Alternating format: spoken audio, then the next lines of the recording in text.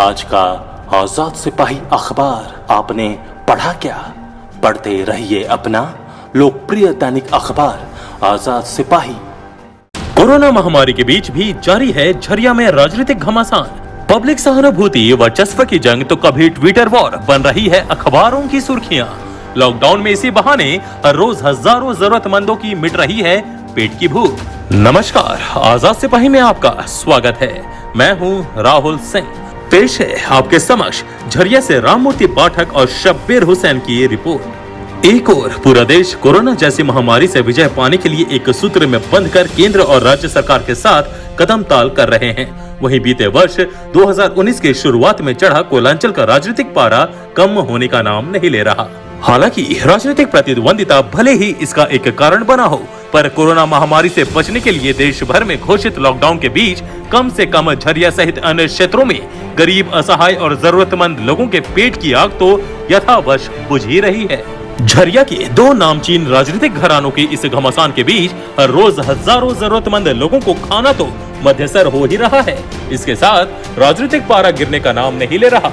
इस दौरान दोनों के समर्थक भी पूरी तरह मोर्चा खोले लॉकडाउन के नियमों के पालन में एक दूसरे की छोटी सी छोटी गलतियों को बिना नजरअंदाज किए इसकी शिकायत पुलिस महकमे के उच्च अधिकारियों से करने में तनिक भी गुरेज नहीं कर रहे। साथ ही एक दूसरे को नीचा दिखाने में कोई कसर नहीं छोड़ रहा है। वहीं अपने द्वारा किए गए कार्यों का पूरा श्रेय भी कार्यकर्ता व समर्थक लेने से भी पीछे नहीं हट रहे हैं।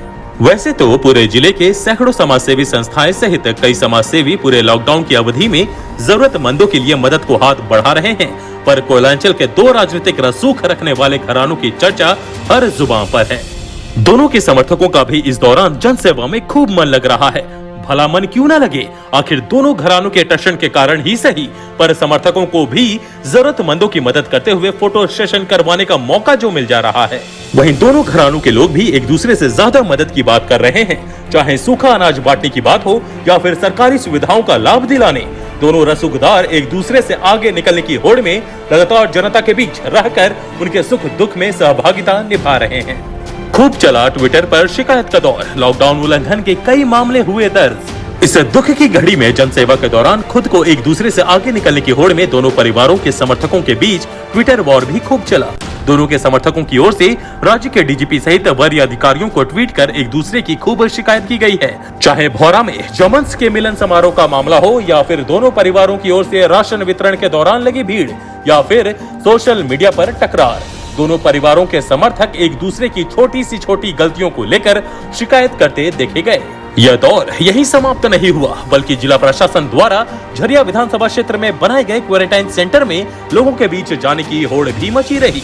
बीसीसीएल के जेलगोड़ा अस्पताल में बने क्वारंटाइन सेंटर में देवरानी पहुंची तो जेठानी भी कहां पीछे रहती। उन्होंने तो यहां पहुंचकर चिकित्सकों का सम्मान तक कर दिया। बात सिर्फ यही खत्म नहीं हुई। लॉकडाउन के दौरान झरिया विधानसभा अंतर्गत संचालित खदानों में दो बड़े हादसे हुए।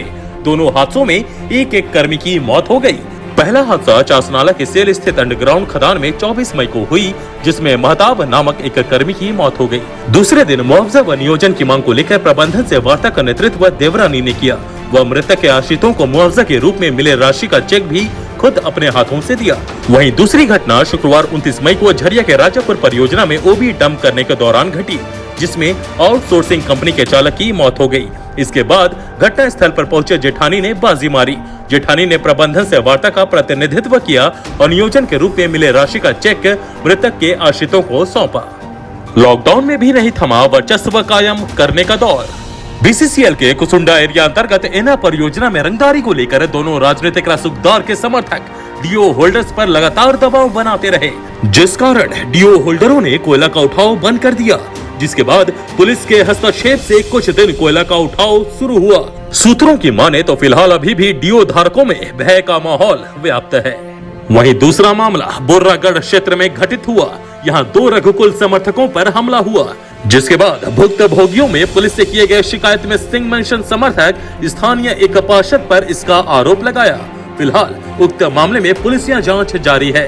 वहीं तीसरा और ताजा मामला रविवार रात बस्ता कोला के बंगाली कोठी क्षेत्र में घटा, जहां रघुकुल समर्थित स्थानीय लोगों पर हमले के बाद इसका सीधा आरोप सिंह मेंशन के समर्थकों पर लगा। ताजा घटना के बाद दोनों ओर से पुलिस को लिखित शिकायत दी गई, जिसके बाद हमेशा की तरह पुलिस जांच में जुट गई है। वहीं ताजा मामला होने के बाद रघुकुल और सिंह मेंशन के आकाओं के बीच जुबानी जंग भी बढ़ गई है। दोनों ओर से आरोप प्रत्यारोप का दौर जारी है। अभी के इस रिपोर्ट में बस इतना ही। देश विदेश की अन्य खबरों के लिए आप पढ़ते रहिए अपना लोकप्रिय दैनिक अखबार आजाद सिपाही। और हाँ, आप हमारे इस YouTube चैनल को सब्सक्राइब करना ना भूलें। जुड़े रहिए आजाद सिपाही के साथ। धन्यवाद।